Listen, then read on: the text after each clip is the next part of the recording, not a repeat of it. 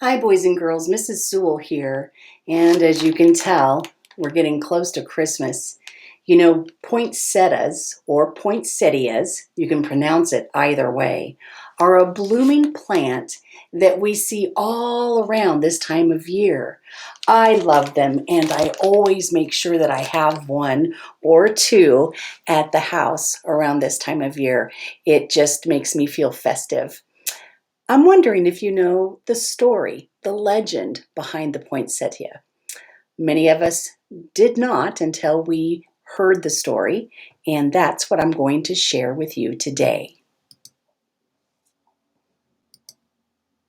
The legend of the poinsettia, retold and illustrated by Tomie dePaola. Lucida lived in a small village high up in the mountains of Mexico with her mama, her papa, and her younger brother and sister, Paco and Lupe. Papa worked in the fields with their burro, Pepito. Every evening, Lucida fed Pepito, gave him fresh water, and filled his stall with clean straw. At home, Lucida helped Mama clean their casita, their little house, and pat out the tortillas for their meals. She took care of Paco and Lupe, and each evening they went to the shrine of the Virgin of Guadalupe, near the front gate, to see if fresh candles were needed. But every day was not work. On Sundays, the family went to San Gabriel, in the square where Padre Alvarez said the Mass. And all through the year, there were fiestas and holy days, which always began with a procession that wound through the village and ended in San Gabriel. One day, close to Christmas, La Navidad, Padre Alvarez came to their casita. "Ah, Señora Martinez, buenos dias, good day," Padre Alvarez said. "I am here to ask you about the blanket which covers the figure of the baby Jesus in the Christmas procession. We have used the same one for so many years that it is almost worn out. Because your weaving is so fine, I have come to ask if you would make a new one." "Mi padre," Lucida's mother said, "I would be honored, and Lucida will help me." On Saturday, Lucida and Mama went to the market to buy the wool for the blanket.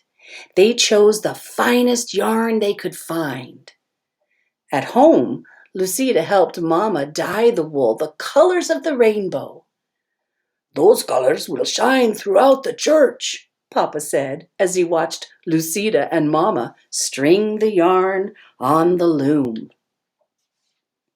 As Christmas drew closer, everyone in the village was busy. All the mamas were making gifts to place at the manger of the baby Jesus in the church. The papas worked together putting up the manger scene in San Gabriel. Lucida and the other children went to the church for singing practice for the Christmas Eve procession, when everyone would walk to San Gabriel, singing and carrying candles. Once inside, Padre Alvarez would lay the figure of the baby Jesus in the manger, and the villagers would go up and place their gifts around it. "Our gift will be the blanket for the baby Jesus," Lucida told her friends. "I am helping Mama weave it." One afternoon, a few days before Christmas Eve, Lucida and the children were singing in the church when Senora Gomez came hurrying in. "Lucida, you must come home. Your mama is sick and your papa has taken her down to the town to see the doctor. You must take care of your brother and sister until your papa returns tonight." Lucida was frightened. Mama had never been sick before. When she got home, Paco and Lupe were crying. They were frightened too. "Lucida, tried to comfort them. She made some food and sat down to wait for Papa. That evening, Papa came in looking tired and worried. He drew Lucida close and said, "Lucida, mi niña, your mama is ill. Your Aunt Tia Carmen will take care of mama until she is well. But I must go back and stay with mama until I can bring her home. But it won't be until after Christmas. Senora Gomez will take care of you and Paco and Lupe while I am gone. She will come for you tomorrow." The next afternoon, Lucida overheard two women talking. "Lucida's mama is ill. She won't be able to finish the blanket for the procession. Isn't it a shame?" "See," the other woman said. "We are also disappointed. Padre Alvarez will have to use the old worn-out one." When Lucida went home to feed Pepito and get clothes for Paco, Lupe, and herself, she looked at the unfinished blanket on the loom. Perhaps I can finish it," she thought. But when she sat down and tried to weave, the yarn got tangled. The more she tried to untangle it, the worse it got. It was no use. She could never finish it by herself. She took the unfinished blanket to Senora Gomez. "Oh, Lucida, it is so tangled. There isn't time for me to fix it," Senora Gomez told her. "Tomorrow is Christmas Eve." Lucida started to cry. It was her fault the blanket was ruined. Her family wouldn't have a gift to place at the manger of the baby Jesus. "Don't worry, Lucida. We will all go to the procession together." Lucida didn't say anything, but in her heart she felt that she had ruined Christmas. "Come, Paco, come, Lupe. It's time to go to the procession," Senora Gomez called on Christmas Eve. "Where is Lucida?" She was nowhere to be found. Lucida was hiding. From the shadows, Lucida watched everyone gather for the procession. The candles were lit, the singing began, and the villagers walked to San Gabriel, carrying gifts to place at the manger.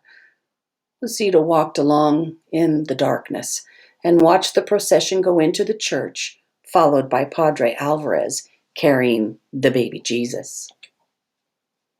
"Little girl, are you Lucida?"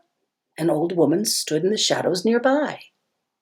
"See," Lucida answered, wondering who she was.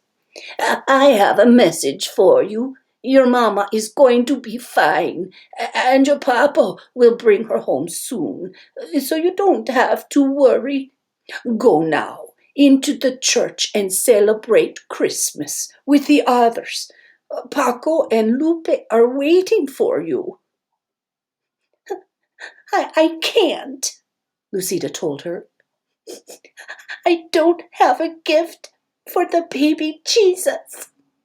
Mama and I were weaving a beautiful blanket, but I couldn't finish it. I tried, but I only tangled it all up." "Ah, Lucida, any gift is beautiful because it is given," the old woman told her. "Whatever you give, the baby Jesus will love because it comes from you." "But what can I give now?" Lucida said, looking around. A patch of tall green weeds grew in a tangle nearby. Lucida rushed over and picked an armful. "Do you think these will be all right?" Lucida turned to ask the old woman, but she was gone. Lucida walked into the church. It was blazing with candlelight, and the children were singing as she walked quietly down the aisle with a bundle of green weeds in her arms.